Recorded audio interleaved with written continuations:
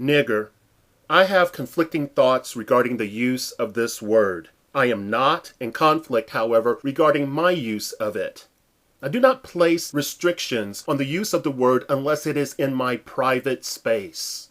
I am not the thought or speech police. It is your business if you select to use it. I value non-restriction on language more than I detest the use of this word, and I do detest it. I find it in bad taste to select certain arenas to exercise your power of will.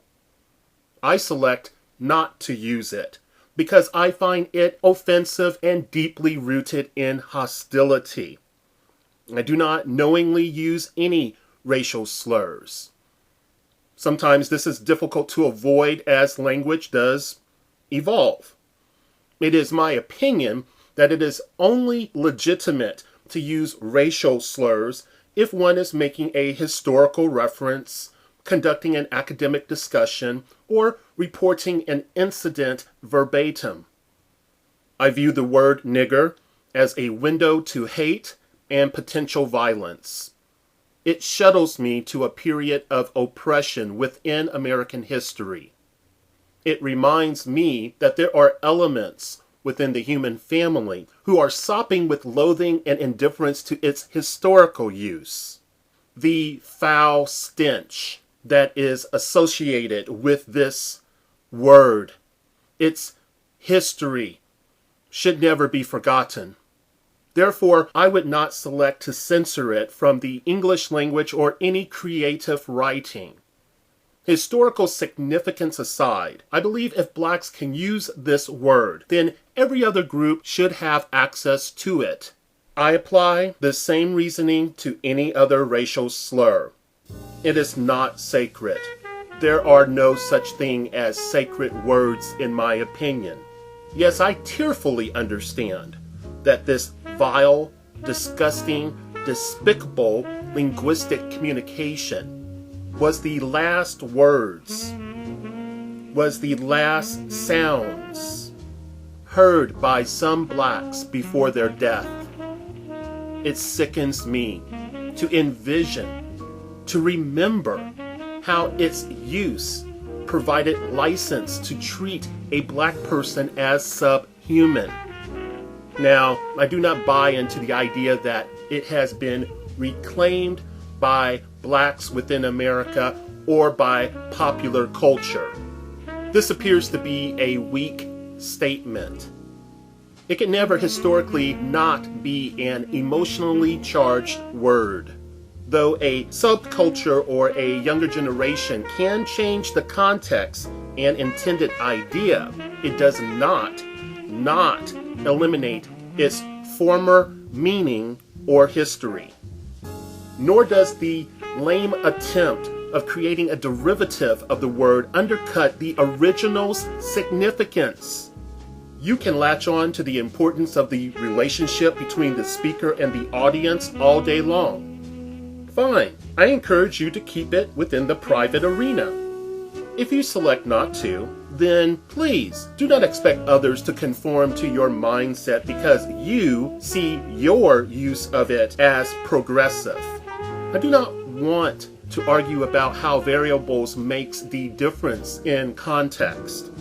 You can change your intonation, but I know what the word is. I can only speak for myself, but I would never befriend any person who would attempt to use this as a term of endearment with me. Let's be clear. I know that words can morph in meaning in popular expression. I know the word disgust derived from the Latin word for the color black. It is my understanding it did not originate as a slur. It was used to denote 1, an ignorant person, and or 2, a thief, depending on your sources. Its evolution forever made it a heavy word within the Lexicon of Race Relations. This can be said without the weight of me or others using it as a fetish. Nor do I find it acceptable to use this term in distinguishing one class of society from another. I prefer not to even buy into the whole class paradigm, but I refuse to use it in this way. 1, this is just unnecessarily insulting, in my opinion. 2, it is still linked to blacks. This fact will always indirectly or potentially inflate the invisible man that Ralph Ellison spoke about via imagery of a subhuman workhorse. If nothing else, the pejorative baggage is forever married to it via history. No cultural ties are needed for this to exist. It is part of the American fabric. It is independent of obsession or devotion to a blood-rich past. Finally, it will linger as long as humans subscribe to fear and refer to its usual harmful negative connotations. You may influence another, but you cannot change them. This is important also when thinking about language. For the black members of my audience, from a rational stance, you are free to express yourself on my comment section.